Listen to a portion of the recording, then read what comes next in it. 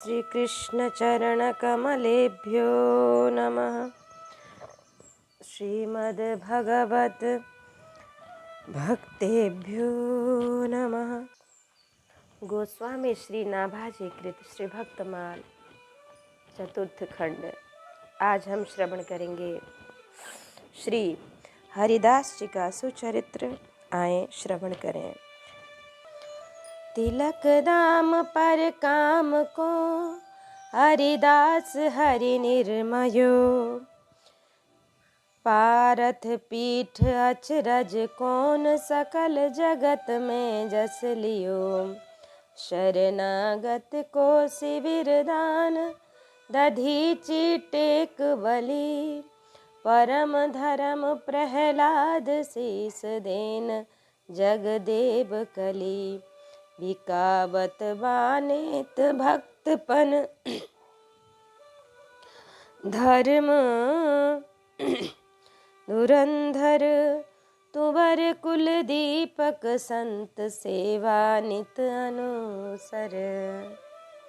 तिलक कंठीधारी वैष्णवों की सेवा के वास्ते ही भगवान ने इस पृथ्वी पर श्री हरिदास जी को प्रकट किया। शरणागत की रक्षा करने में आप राजा शिवी के समान थे, दान देने में दधीचि ऋषि के समान, प्रतिज्ञा को निभाने में राजा बलि के समान, वैष्णव धर्म का पालन करने में श्री प्रहलाद जी के समान और रीझ कर सिर देने में श्री जगदेव जी के समान थे। श्री बीका जी के वंश में प्रसिद्ध शूरवीर थे, भक्तोचित प्रण और धर्म को पालन करने में अतिश्रेष्ठ थे। तुम्बर क्षत्रिय कुल के दीपक और नित्य संत सेवा में तत्पर रहने वाले अर्जुन और परीक्षित के वंश में उत्पन्न श्री हरिदास जी में ऐसे गुणों का होना कोई आश्चर्य की बात नहीं।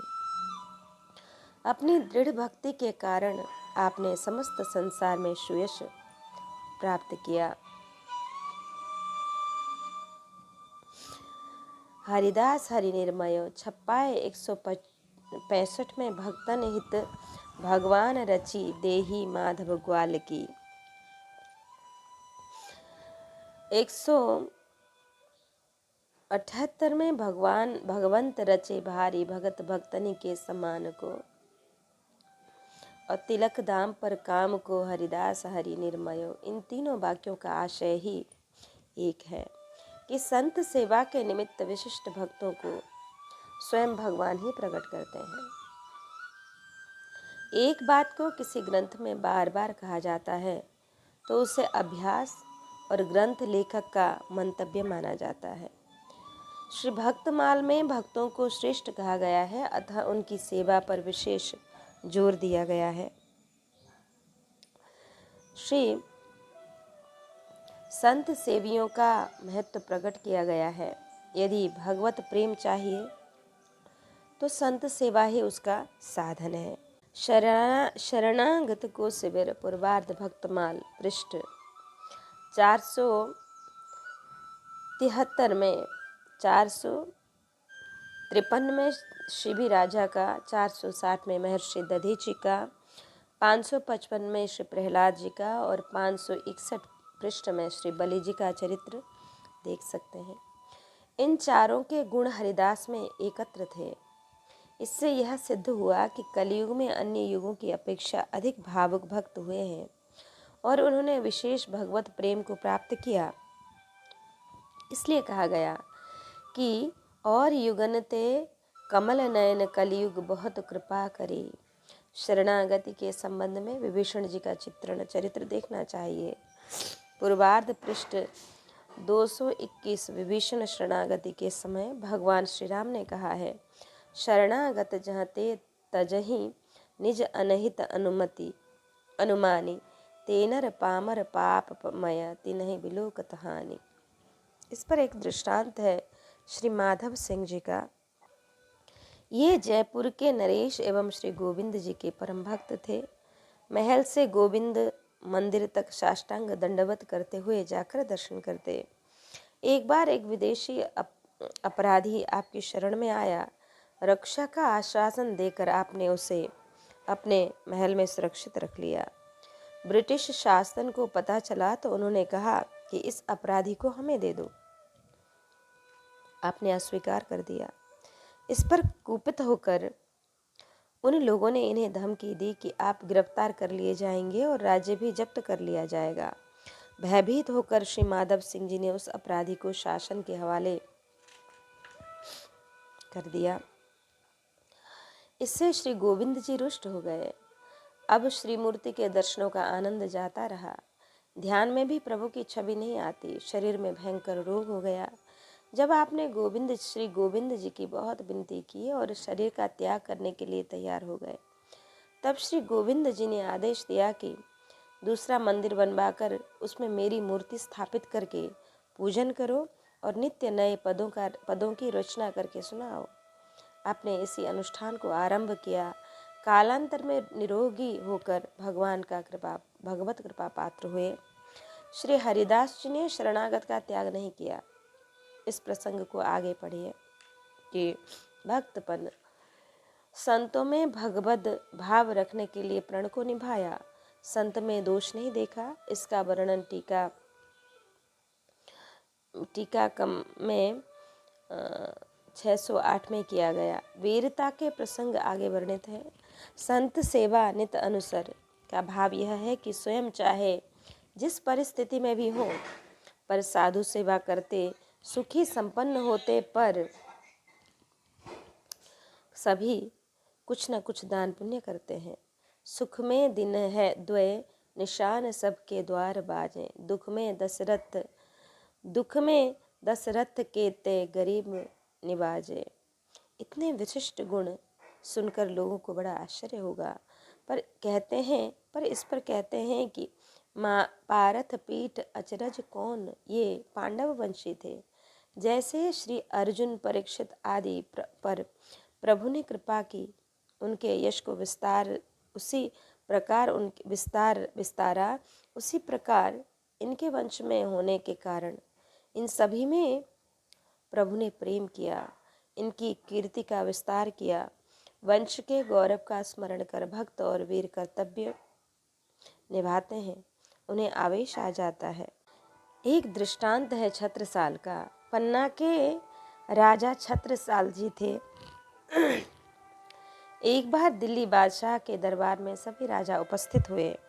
छोटे छोटे राजाओं को संबोधित करके उनका तिरस्कार करते हुए बादशाह ने कहा, तुम सभी आधीन हो, इस समय कौन सा पराक्रम दिखा सकते हो, क्या कर सकते हो? यह सुनकर सभी राजा चुप रहे। पन्ना नरेश में वीरता जग पड़ी। उन्होंने म्यान से तलवार निकाली और कड़क कर बोले कि मैं सब कुछ कर सकता हूँ और तुम्हें भी अभी मार सकता हूँ। भयभीत बादशाह ने पन्ना नरेश की प्रशंसा की और कहा कि तलवार म्यान में रख लो।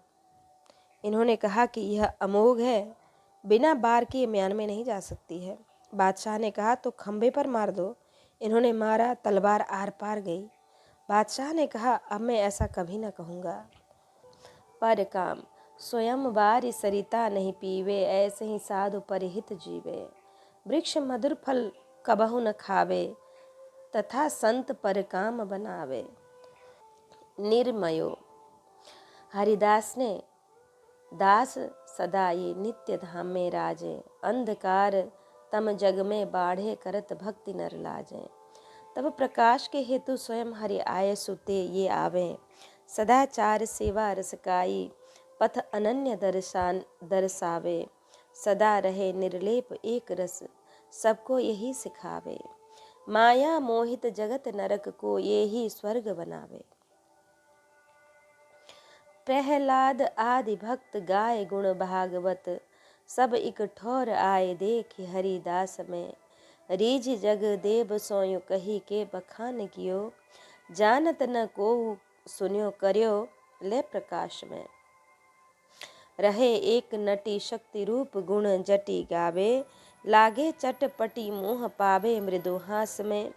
राजा रिजबार करे देवे को विचार पेना, पावे सार काटे शीस राख्यो तेरे पास में। श्री प्रहलाद जी, श्री दधीची जी और श्री बलि जी, इन भगवत भक्तों के गुण श्रीमद् भागवत में वर्णन किए गए हैं। श्री हरिदास जी में ये सभी गुण एक स्थान पर ही दिखलाई पड़ते थे। मूल छप्पाए में श्री नाभाजी ने रीझने में श्री हरिदास जी को श्री जगदेव जी के समान कहा है, परंतु श्री जगदेव जी के रीझने के प्रसंग को प्रायः सब लोग नहीं जानते हैं। मैंने उसे किसी संत से सुना है कि वैसा यहाँ प्रकाशित कर रहा हूँ, जैसा सुना वैसा ही प्रकाशित कर रहा हूँ। उत्तम रूप और गुणों से युक्त एक नटी थी। वह साक्षात शक्ति देवी का स्वरूप ही थी। जब वह गाती थी तो सुनने वालों को सुनने की बड़ी भारी चटपटी लग जाती थी और उसकी मधुर मुस्कान देखकर लोग मोहित हो जाते थे। रिझबार राजा श्री जगदेव जी ने एक बार उस नटी का अद्भुत नृत्य देखा और मधुर गाना को सुना तो वह उस पर रीझ गया। जब उसने पुरस्कार देने का विचार किया तो कोई भी वस्तु उसके योग्य न दिखाई पड़ी। अंत में उसने नटी से कहा कि मैंने अपना सिर तुम्हें दे दिया, जब चाहो तब इसे ले सकते हो। अब यह मेरा नहीं है, तुम्हारा है। रीझी जगदेव।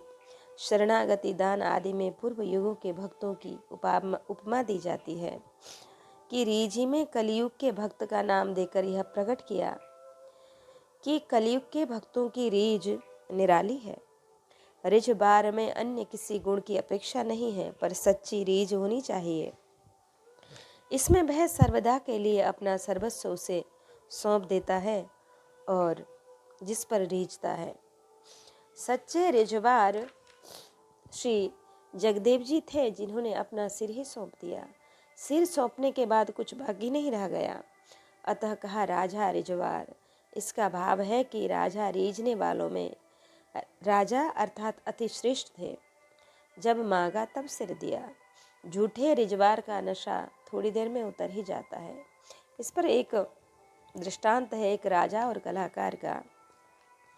एक कलाकार ने एक राजा के दरबार में जाकर बहुत अच्छा राग गाया।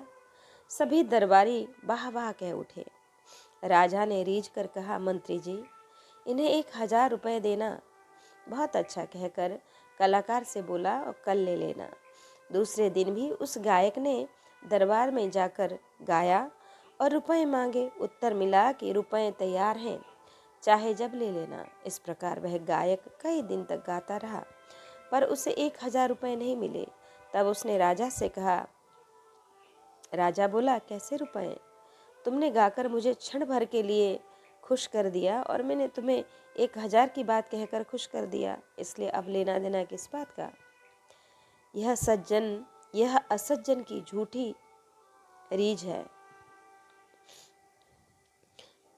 कि नृत्य गान अभिनय स्वरूप रीझ रुचिकरी विधि हूँ को सोच पर्यो ने ही कैसे बचेंगे। कि लाख लाख लोग अन के घाट घट किए कहूँ 5-7 बनी आए तेऊ या में पचेंगे। करत विचार सोच सागर न पारावार वे ही करतार कछु बुद्धिबल रचेंगे। हिय में ही आए कही मति पछताई तबे चाह बोई रो पिबो बनाई और सचेंगे। भक्त और भगवान की रीझ के ही संपूर्ण चरित्र श्री भक्तमाल में वर्णित है। भक्त अपने गुण दोषों को प्रभु के सामने रखकर उन्हें रिझाता है। नीलजता पर रीझ रघुबर देहि तुलसी ही छोरी। भगवान कीर्तन और हृदय के सच्चे स्नेह को देखकर ही रीझते हैं। सुनो गुणगान रीझो हिय की सच्चाई है, रीझत राम स्नेह निसोते। श्री पद्मावती जी। जयदेव के प्रेम पर रीझकर श्री कृष्ण ने पद लिखा, आप ही जो रीझ लीनो निज कर आने के। श्री कृष्णदास पर रीझकर प्रभु ने उनके सामने पद रचना की। गिरिधरन रीझ कृष्णदास को नाम माज साझो दियो। श्री सेन भक्त के रीझने के लिए प्रभु ने राजा को तेल लगाकर उसे रिझाया। धरी उरुश्याम जाय भूपति रिझायो है। श्री रत्नावती मीरा आदि ने प्रभु के रूप पर रीझकर लोक लाज और कुल की मर्यादा का त्याग कर दिया।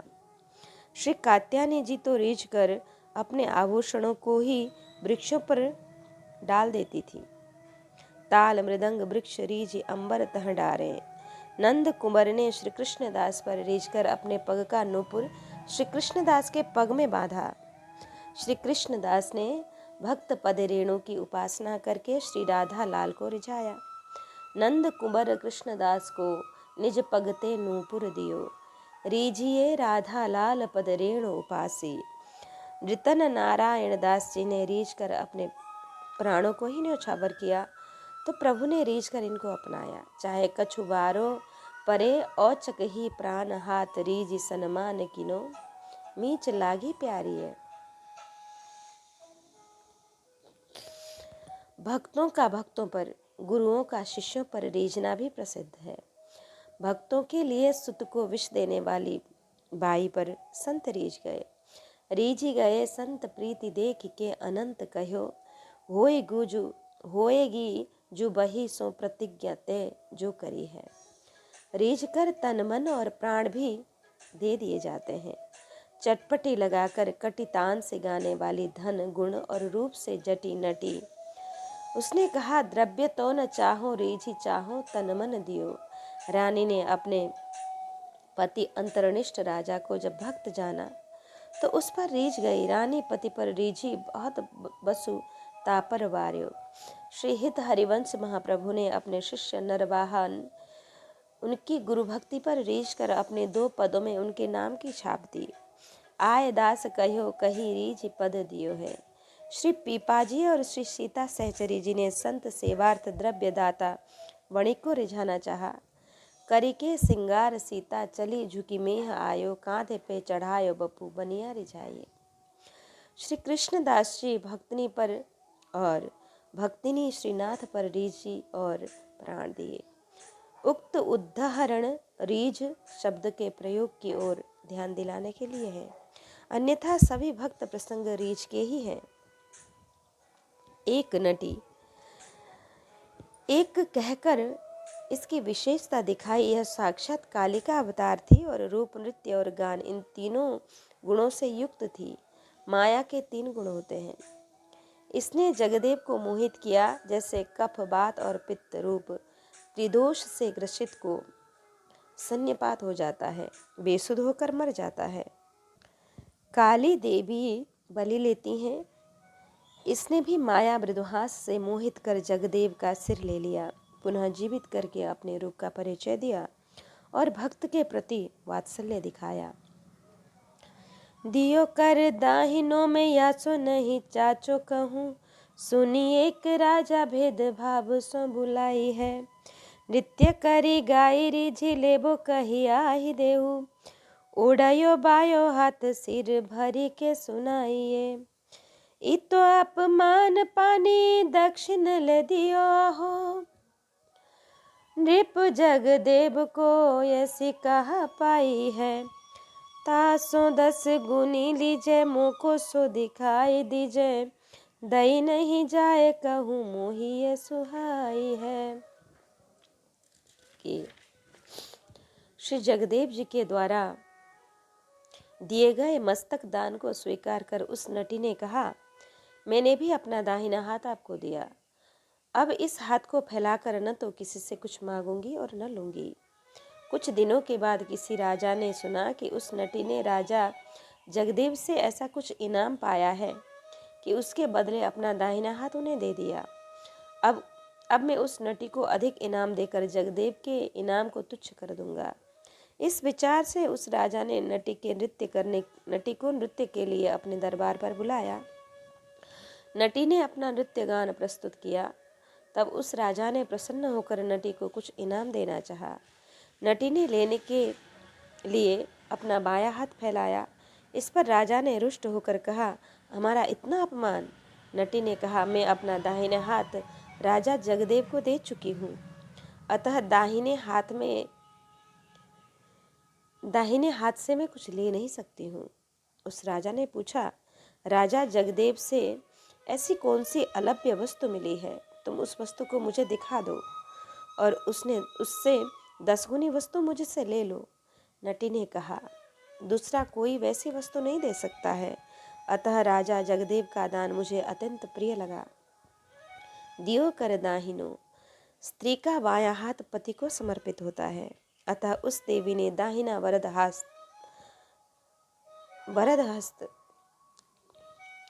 भक्त जगदेव को दिया। इसके बाद उसने नाचना गाना और रिझाना बंद कर दिया। एक राजा ने इसकी प्रशंसा सुनकर उससे बुलाया, बहुत लोभ लालच दिया, पर वह नहीं गई। तब उसने अपने दरबार में कहा कि कोई चतुर किसी भी प्रकार से मेरे दरबार में उसे ले आए तो मैं उसे बहुत बड़ा इनाम दूंगा। तब एक भाट ने प्रतिज्ञा की कि मैं उसे अवश्य ही आपके दरबार में हाजिर कर दूंगा। ऐसा कहकर उस भाट ने नटी के घर जाकर 12 वर्ष तक बड़ी श्रद्धा से उसकी सेवा की और 12 वर्ष तक और कुछ पाने की इच्छा न की। एक दिन उस देवी ने प्रसन्न होकर कहा, जो चाहो वर मांग लो।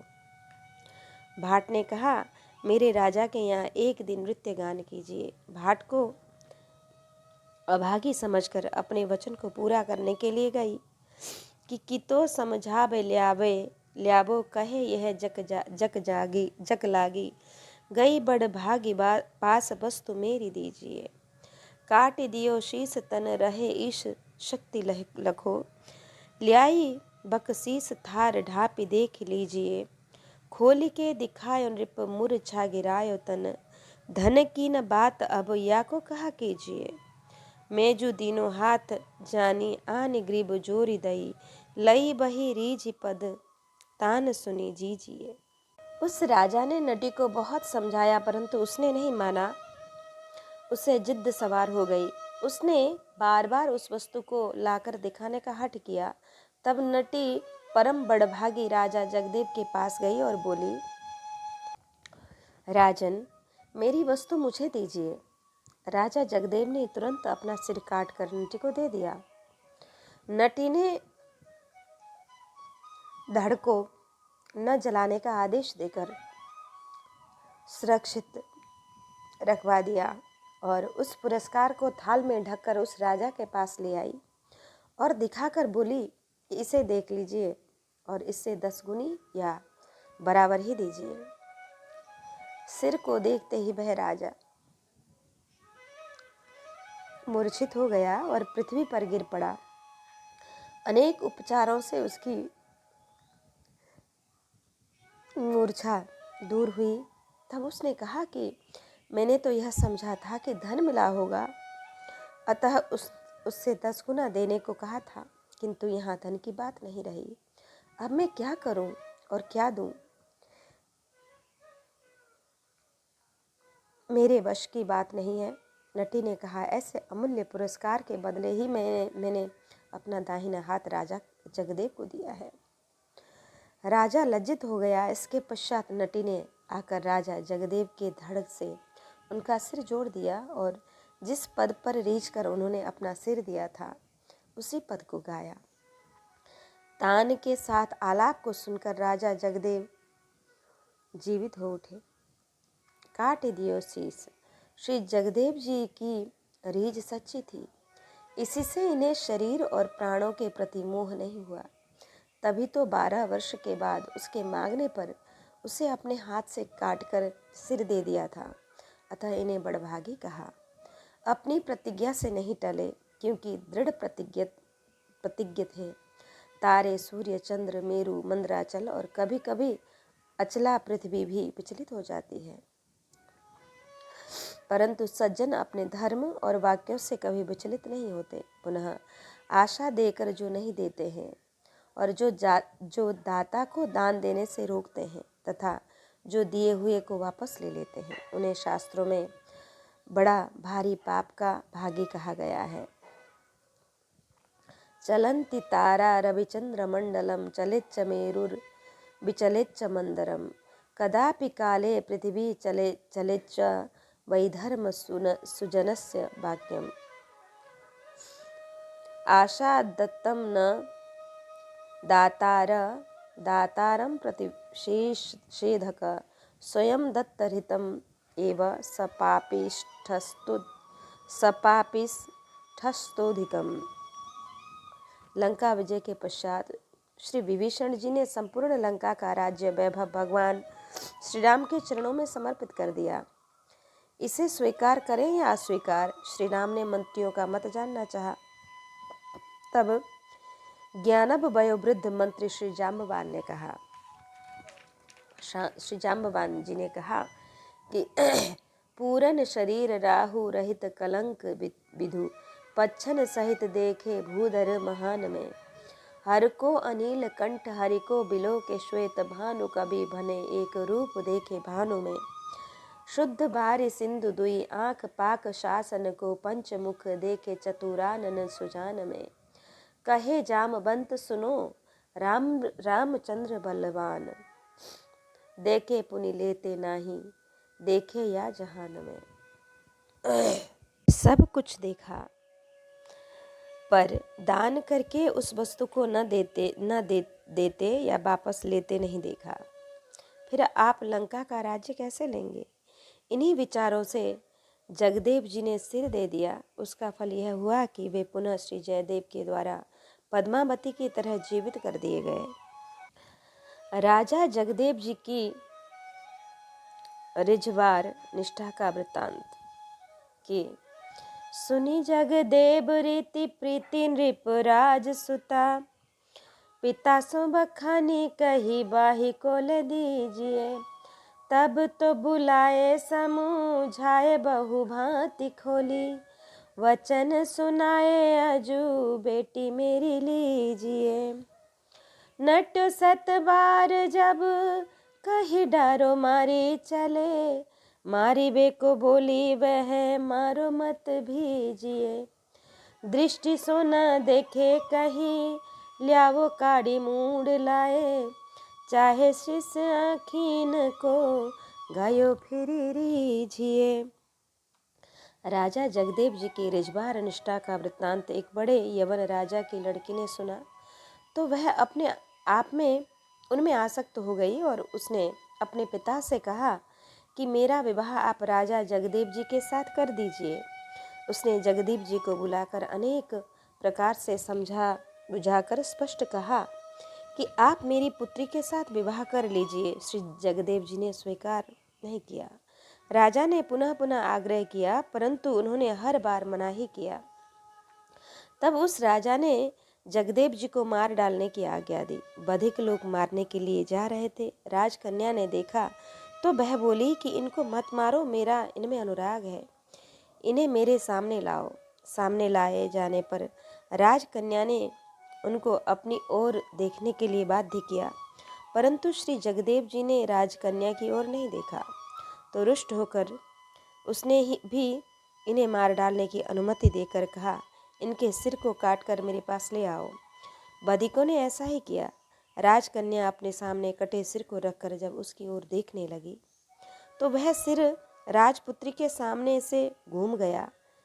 इस निष्ठा पर सभी लोग रीझ गए। निपराज सुता बिना देखे ही उनके चरित्र को सुनकर अमरीश की छोटी रानी की तरह ब्याह करने को तैयार हो गई, पर उसकी रीझ झूठी थी।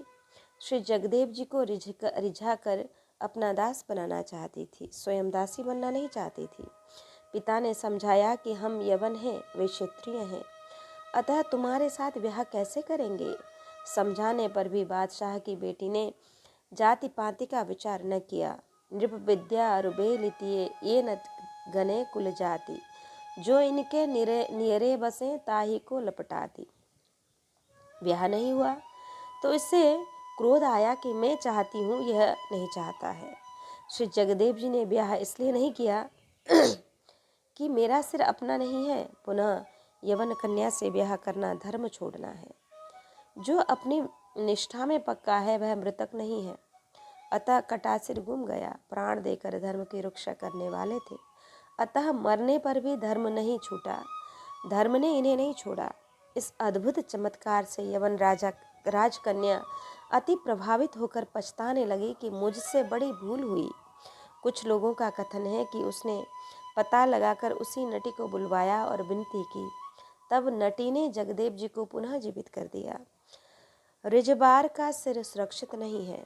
वह बार बार अपना सिर कटा सकता है पर अपने धर्म से नहीं हट सकता है। निष्ठा रिजवार रीति कीनी विस्तार, यह सुनो साधु सेवा हरिदास जू ने करी है। परदान संत सोहे देत है अनंत सुख, रहो सुख जानी भक्त सुता चित्त धरी है। दो मिली सोवे ऋतु ग्रीष्म की छत पर गात सोए नहीं सुधी परी है। दातुन के करीबे को चढ़े निशि शेषा, चादर उठाए नीचे आए ध्यान हरी है। श्री हरिदास जी की रिजवार निष्ठा का विस्तार से वर्णन किया गया। अब इन्होंने जैसी सेवा की उसको सुनिए।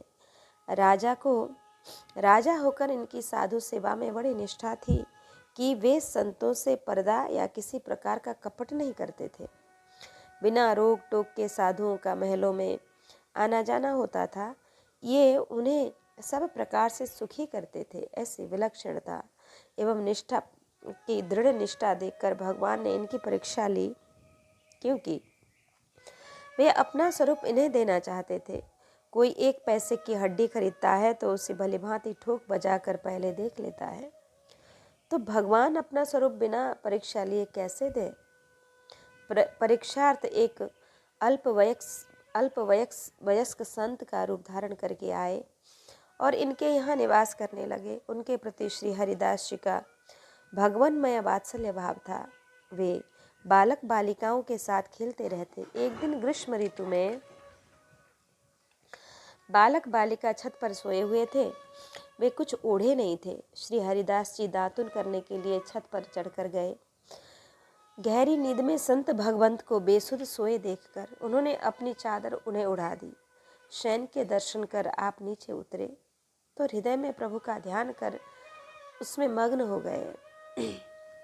जागी परे दोअर बरे देखी चादर को, पेखी पहचाने सुता पिता की ही जानी है। संत दृग नए चले बैठे मग पग लए, गए ले कांत में यूं बिनती बखानी है। नेकु सावधान होय के कीजिए निसंक काज, दुष्ट राज छिद्र पाए कहे कटुबानी है। तुमको जुनाब धरे जरे सुनी हियो मेरो, डरे निंदा अपनी न होत सुखदानी है। प्रातः काल होने पर बालक भगवान और राजा की कन्या दोनों जगे। विलंब से जगने के कारण घबराए, विचार करने लगे कि हम चादर ओढ़कर नहीं सोए थे, फिर यह किसकी चादर है, कौन उड़ा गया? बालिका ने पहचान कर कहा कि यह तो पिताजी की है। भगवान श्री हरिदास जी की परीक्षा ले रहे थे, अतः जैसे कुछ भूल हो गई हो ऐसी मुख मुद्रा बनाए दृष्टि को नीचे किए हुए छत से उतरकर स्नानार्थ चले गए। प्रभु की ऐसी चेष्टा देखकर रास्ते में मिलकर श्री हरिदास जी ने चरण पकड़ लिए और एकांत में विनती करते हुए कहा कि प्रभु, आप जो भी लीला करें सो उचित है। परीक्षार्थ ऐसी लीला न करें जिससे नास्तिक दुष्ट जन संतों की निंदा करें, क्योंकि दुष्ट राजा नास्तिक जन नाम मात्र का भी दोष न होने पर कड़वे वचन कहने लगते हैं और निंदा करने लगते हैं। उससे सुनकर मेरा हृदय जलने लगता है। मुझे अपनी निंदा से भय नहीं है, वह तो मुझे सुख देने वाली है, परंतु संत निंदा से हमें भय। इतनी जतावनी में भक्ति को कलंक लगे, ऐपे शंक वही साधु घटती न भाई। भई लाज भारी विषय वास धोए डारिनी के, जी के दुख राशि कहे चाहे कहूँ उठी जाइए। निपट मगन किए न विधि सुख दिए पे न जात मिली लालन लड़ाइए। गोविंद के अनुज जाके बांसुरी को साचोपन, मन में न ल्यायो नृपुई ही विधि गाइए। श्री हरिदास जी ने संत भगवान से पुनः कहा कि महाराज, इस प्रकार आपको चेतावनी देने से मेरी भक्ति में कलंक लगता है। आप चाहे जैसे अपने भक्त की परीक्षा लें, मुझे कुछ भी नहीं कहना चाहिए, परंतु मैंने इस शंका के कारण आपसे कुछ कहा कि कहीं कोई साधु संत का अपमान न करे। किसी साधु में किसी प्रकार की कमी है यह सुनना मुझे बिल्कुल नहीं अच्छा लगता। संत भगवान ने फिर परीक्षार्थ ऐसा भाव दिखाया कि जैसे लज्जित हो रहे हों। संत भगवान ने कहा कि मैं अब कहीं अन्यत्र जाकर भजन करना चाहता हूँ। हरिदास जी ने चरण पकड़ लिए और अपने सच्चे सद्भाव से संत रूपी भगवान को प्रसन्न कर लिया। तब भगवान अपने रूप से प्रकट हो गए और प्रसन्न होकर इन्हें अपना स्वरूप प्रदान कर दिया। फिर बोले कि मैं तुम्हारी संत सेवा के निष्ठा से अति प्रसन्न हूँ, जो चाहो सो वरदान मांग लो। श्री हरिदास जी ने कहा, जी साधन करी आप रिझाना, सोई अडिग देऊ वरदाना। पुनः हे प्रभु, आप उसी बालक संत रूप से मेरे ही घर में रहिए, साथ साथ सेवा भजन करने का सुख दीजिए। एवमस्तु कहकर भगवान पुनः उसी बालक संत रूप में आ गए। उनमें इनकी ऐसी श्रद्धा थी कि भगवान संत रूप धारण कर इनके यहाँ रहे। कि निष्ठावान लोग वेद की मर्यादा को त्याग कर भक्ति करते हैं। हरिदास ऐसे ही भक्त थे, सामान्य द्वारा अनुकरणीय नहीं है। श्री प्रियादास जी के 3 कवित्वों को साधारण दृष्टि से पढ़ने पर मर्यादा का उल्लंघन सा प्रतीत होता है। इनका परोक्षार्थ ध्यान में रखकर इनका भावार्थ लिखा गया। भक्तदाम गुणचित्रणी तथा अन्य भाषा टीकाकारों ने भी परोक्षार्थ स्वीकार कर परीक्षा में श्री हरिदास जी को उत्तीर्ण माना। इनके छोटे भाई श्री गोविंद दास जी भगवान के अनन्य भक्त थे। ये बांसुरी बहुत अच्छी बजाते थे और श्री कृष्ण की वंशिका सा प्रभाव भी कभी कभी प्रकट हो जाता था। मुरहर रंधन समये माम कुरु मुरली रवम मधुरम नीरसमेधो रसताम कृशानुरप्यते कृशत रताम। एक ब्रजगोपी कहती है, हे कृष्ण, मेरे भोजन बनाते समय यह मुरली की मधुर तान न छेड़ा करो। इसे सुनकर सूखा ईंधन गीला हो जाता है, आग बुझ जाती है, अर्थात नीरस सरस स्थावर जंगम जड़ चैतन्य हो जाता है। एक बार श्री गोविंद दास जी की मुरली का ऐसा ही प्रभाव हो गया। तभी से इन्होंने प्रतिज्ञा की कि अब हम भगवान और भक्तों को छोड़कर और किसी के सामने मुरली नहीं बजाएंगे। किसी ने बादशाह से कह दिया कि ये मुरली बहुत अच्छी बजाते हैं। तब उसने इन्हें बुलाकर कहा कि हमको भी अपनी मधुर वंशी सुनाओ। इन्होंने कहा, हम तलवार चलाने के लिए चाकर हैं, वंशी बजाने के लिए नहीं है। गोविंद गाढ़ी गही वंशी बाजे नाही, बाजे हरि के देहुरे कै साधु संग माही। इनके स्पष्ट इनकार करने पर बादशाह मन ही मन बहुत रुष्ट हुआ। इसी बीच किसी ने शिकायत कर दी कि इनकी तलवार काठ की है। एक दिन भरे दरबार में बादशाह ने कहा, आप अपनी तलवार निकालो, देखें कैसी है। आपने कहा, अपने पहले यह बतला दीजिए कि निकाल कर किस पर चलाऊं। मेरी तलवार बिना प्रयोजन के म्यान से बाहर नहीं निकलती है। उन दिनों विद्रोही अमर चिंपू से शाही सेना लड़ रही थी, वह कब्जे में नहीं आ रही थी। अतः बादशाह ने कहा, अमर चिंपू पर प्रहार करना है, 2 में से एक काम करना पड़ेगा।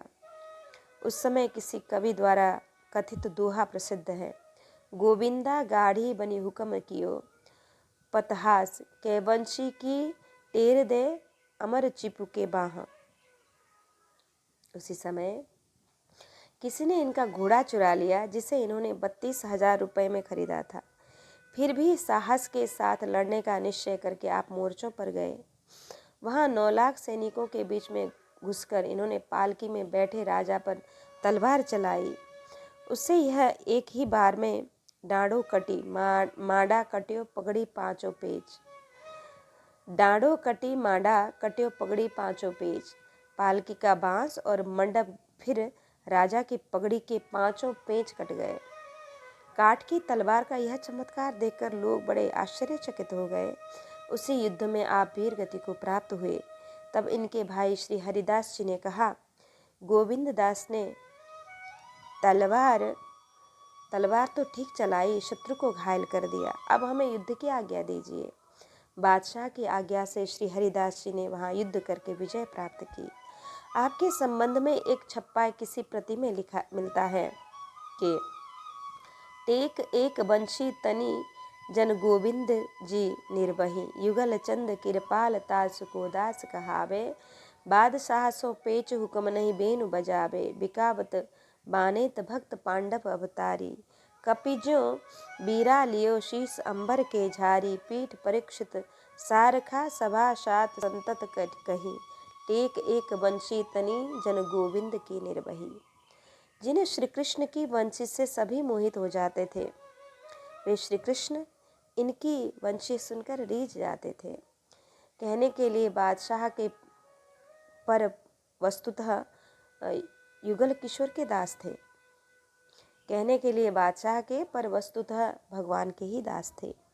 श्री हनुमान जी ने जैसे सीता जी को खोजने का बेड़ा उठाया था, उसी प्रकार आपने भक्तिमय आचरण करने की प्रतिज्ञा की। संत साक्षी हैं, आप पांडवों के वंश में परीक्षित के समान हुए। अनन्य माल के अनुसार आप राधा वल्लभीय थे। श्री भगवत मुदित जी ने लिखा है कि श्री हरिदास जी ने जब से गुरु शरणागति ली, तब से ही प्रभु की सेवा में दत्त चित्त हो गए। वैष्णवोचित आचार विचार का इनके पिता ने जो जो विरोध किया, त्यों त्यों इनकी निष्ठा दृढ़ हुई। एक बार विषधर नाग ने पैर में काट लिया, लोग उसे मारने लगे, आपने उसकी रक्षा की। प्रभु कृपा से इनकी समदृष्टि थी, अतः इन पर विष का प्रभाव ही नहीं हुआ। भगवान वैष्णव रूप धारण कर इनके पास आए और बोले, हमने सुना है कि तुम बड़े उदार हो, अतः अपना घर भंडार स्त्री पुत्रादि सब हमको दे दो। श्री हरिदास जी ने कहा, भगवान वह तो सब आपका ही है, फिर मैं देने वाला कौन हूँ? आओ आप राजो। ऐसा कहकर आप वन को चल दिए। संत भगवान ने इन्हें सच्चा मानकर फिर बुलाया और कहा कि अब आप मेरी ओर से घर भंडार आदि की देखभाल करो, सब कुछ मेरा है, तुम्हारा नहीं है। ऐसा कहकर भगवान ने दर्शन दिया। घर में साधुओं का आना जाना रहता ही था। एक संत की चित्तवृत्ति कन्या की ओर देखकर भी इन्हें रोष न हुआ। तब प्रभु ने दर्शन दिया, साधु सेवा निष्ठा में आप सर्व शिरोमणि हो। श्री हरिवंश तनय वनचंद, तिनके सुतनागर रसकंद, तिनके शिष्य धर्म संपन्न, त्यागी समद्रिग सम नहीं अन्य। श्री वृंदावन यमुना तीर, घाट सवार्यो सब सुख सीर, मंदिर शिखर बंद करवायो, प्रभु पधराई क्यों मन भायो। श्री श्याम जी निकट बुलाए, तनहि छाड़े निज महल सिधाए। श्री सर्वेश्वर भक्तमाल पृष्ठ 905 पर शोध संप्राप्त वृत्ति अंकित है। कुछ शताब्दियों से तूबर राजवंश की एक राजधानी पाटन में रही। यहाँ कई एक विद्वानों के घराने भी प्रसिद्ध थे। इस राजवंश में सांगाजी नामक एक साहसी वीर पुरुष हुए हैं। वे अपनी जन्मभूमि पाटन से उठकर वहां से 89 कोस की दूरी पर दक्षिण में गावड़ी गणेश्वर ग्राम में रहने लगे। यहाँ के पहाड़ों में कई प्रताप और निर्झर हैं। यहाँ कई प्रपात और निर्झर हैं। आसपास की जनता पर्वों के समय इन तीर्थों में स्नान करने के लिए एकत्रित होती है। सांगा जी ने मीणों को परास्त करके गावड़ी को अपने आधिपत्य में ले लिया था। उनकी तीसरी पीढ़ी में पीपाजी का जन्म हुआ। उनके 3 पुत्रों में पीपाजी सबसे बड़े और बड़े भक्त बने और किसी कारणवश गांव की गावड़ी को छोड़कर वे चला की ओर चल दिए और वहां से 4 कोस की दूरी पर भगेगा पहाड़ में निवास करने लगे। वहां ही उनके हरिदास जी और श्री गोविंद जी ये 2 पुत्र हुए। कहा जाता है कि उन्हें किसी संत का आशीर्वाद मिला था, अतः दोनों पुत्र भक्त हुए। इस क्षेत्र में श्री हरिदास जी की अपेक्षा गोविंद दास जी का प्रभाव अधिक है। चला और भगेगा के मध्य गोविंदपुरा गोविंद दास की स्मृति में बसाया गया था। इस क्षेत्र में अनेक मंदिर निम्बार्क संप्रदाय की पद्धति से बने और उनके आधिपत्य में हैं। कहा जाता है कि हरिदास के गुरुदेव नाफादास जी नंदगांव में रहते थे। एक बार वे किसी जेल खाने के द्वार पर जा बैठे। उन्होंने जेलर से कहा कि या तो हमें बंदी बना लो या सभी कैदियों को छोड़ दो। कई दिन तक अनशन से प्रभावित होकर बादशाह ने सभी कैदियों को छोड़ने की आज्ञा दे दी। माघ शुक्ला 6 और भाद्रपद शुक्ला 6 इन दोनों तिथियों में श्री गोविंद जी की स्मृति उत्सव वहाँ पर मनाई जाती है। जिन गांवों में इनके वंशजों का आधिपत्य रहा है, वहाँ के किसान उक्त दोनों तिथियों में बैलों को नहीं जोतते हैं। भाद्रपद शुक्ल 6 को तो गोविंदपुरा में एक अच्छा मेला भी लगता है, जिनमें मनोरंजनात्मक कार्यों के साथ श्री गोविंद दास जी की पूजा होती है। उन्हें श्रद्धांजलियां अर्पित की जाती है। कहा जाता है कि दोनों भाइयों की भक्ति के प्रभाव से और भक्ति से प्रभावित होकर सम्मान पूर्वक बादशाह ने उनके परिवार को अजमेर शहर प्रदान किया, किंतु द्वेषियों ने लिखा पढ़ी के समय अजमेर के अंत में 1 ई की मात्रा बढ़वा दी, जिससे उन्हें 12 गांव में से केवल 1 अजमेरी प्राप्त हो सकी। श्री गोविंद दास जी का आज भी ऐसा प्रभाव है कि उन गांव में लोग मद्य मांस का प्रयोग नहीं करते हैं और वैष्णवता धारण कर भक्ति करते हैं। भगेगा तथा गोविंदपुरा में श्री गोविंद दास जी की चरण पादुकाएं हैं। भक्तदाम गुणचित्रिणी पृष्ठ 303-304 का सारांश इस प्रकार है कि राजा शिबी आदि 5 महापुरुषों के गुणों को श्री हरिदास जी में कहकर यह जनाया कि इनमें भक्ति के सभी अंग परिपूर्ण थे, क्योंकि मूल में संत सेवा निष्ठा अति बलवती थी। एक बार एक ब्राह्मण का एक तुर्की की स्त्री से संपर्क हो गया। उसी प्रसंग में ब्राह्मण ने एक नरहत्या कर दी और तुरक ने ब्राह्मण का पीछा किया। वह भाग कर श्री हरिदास जी की शरण में जा पहुंचा। दलबल सहित तुरक ने हरिदास के पास जाकर झगड़ा ठान लिया। उन्होंने उसे नहीं लौटाया। तब उस तुरक ने बादशाह के यहाँ पुकार की। बादशाह ने इन्हें बुलाकर हत्यारे को वापस करने का आग्रह किया। इस पर आपने स्पष्ट कहा कि मैं किसी अपराधी का पक्षपाती नहीं हूँ, परंतु यह ब्राह्मण मेरी शरण में है, अतः अब मैं इसका त्याग कैसे कर सकता हूँ? मैं नहीं करूँगा।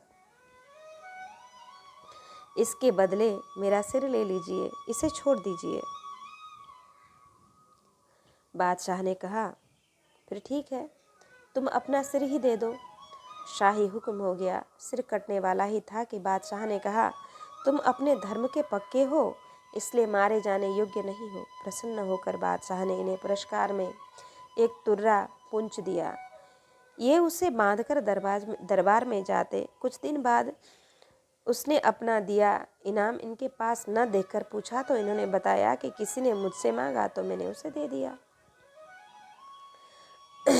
बादशाह ने कहा, ऐसी मूल्यवान वस्तु आपने कैसे दे दी? आपने उत्तर दिया कि मांगने पर तो मैं अपना सिर भी दे सकता हूँ। तब किसी वस्तु की क्या बात? बादशाह चुप हो गया।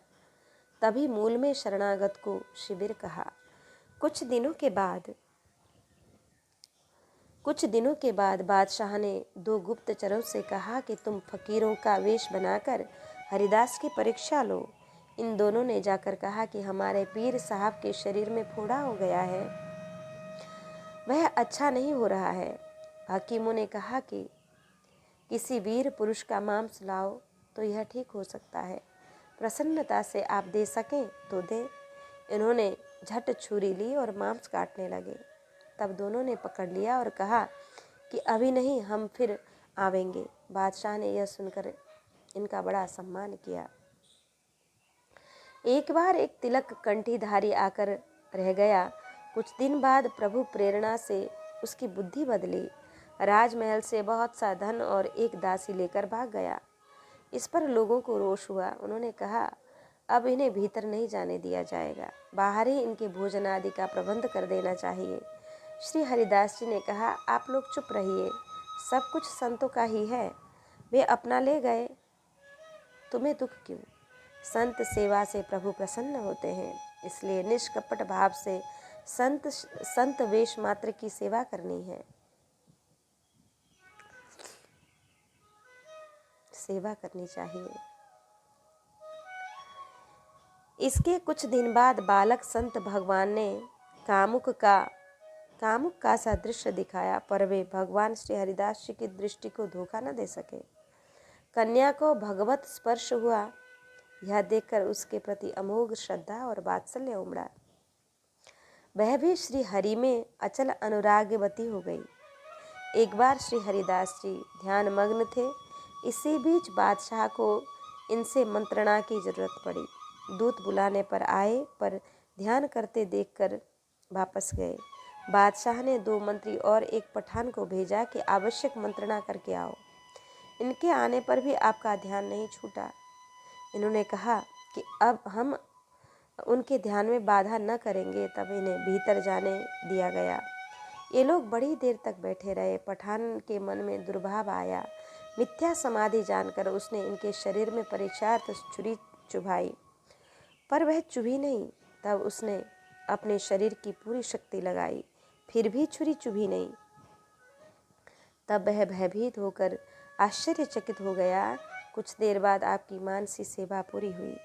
तब आपने नेत्र खोले। इन लोगों ने आवश्यक मंत्रणा और दृष्टता बताई, क्षमा याचना की।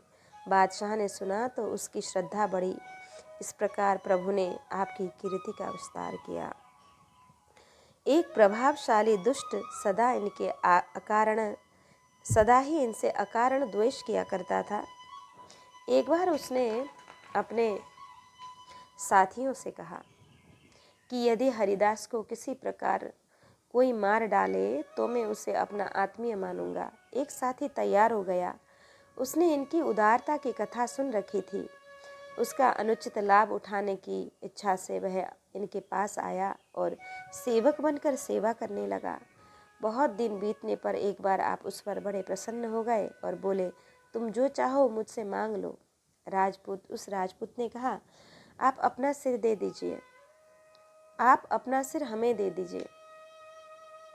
भला कोई अपना सिर दे सकता था, लेकिन वे तो श्री हरिदास जी थे। उन्होंने कहा, बहुत अच्छा, यह तलवार है, चाहे आप काट लो, कहो तो मैं काट दूं। ओहो,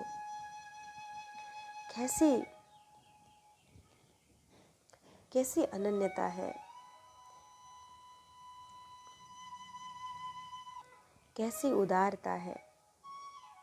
इस तरह से उदार भक्त को ही प्रभु मिलते हैं कि उन्होंने कहा कि बहुत अच्छा, यह तलवार है, चाहे आप काट लो, चाहे तो मैं काट दूं। अभी एकांत है, किसी को पता भी न चलेगा। आप सिर लेकर चंपत हो जाओ। इनकी निष्कपट बातें सुनकर उसे बड़ा अनुराग हुआ। यह इनके संपर्क में रहने का फल था। उसने सच्ची बात बता दी कि मेरा साथी आपसे द्वेष करता है। उसको प्रसन्न करने के लिए मैंने आपका सिर मांगा है। अब मैं उससे पूछकर तब लूँगा। अपने साथी के पास आकर उसने सब हाल बताकर कहा कि वे महान धर्मशील हैं, सिर देने के लिए भी तैयार हैं। अब तुम उनसे द्वेष न करके प्रेम करो तो मैं उन्हें तुम्हारे पास ले आऊं। इसने स्वीकार किया। तब उस राजपूत ने कहा, आप मेरे साथी के पास चलिए। ऐसा कहकर वह रात को गुपचुप इन्हें लेकर चला। आपने अपने गले में रस्सी बांधी और राजपूत के हाथ में थमा दी। फिर उसके पीछे पीछे चले। इस प्रकार इन्हें आया देखकर वह पानी पानी हो गया। इनके पैरों पर गिरकर उसने इनका सम्मान किया और निवास स्थान तक पहुंचाने आया। यह दिल्ली की घटना है। हरिदास हरि निर्मयो अस परहित के काज, संत सेव हित करन को और न अस नर राज। इस प्रकार हमने श्री हरिदास जी का परम पवित्र चरित्र श्रवण किया।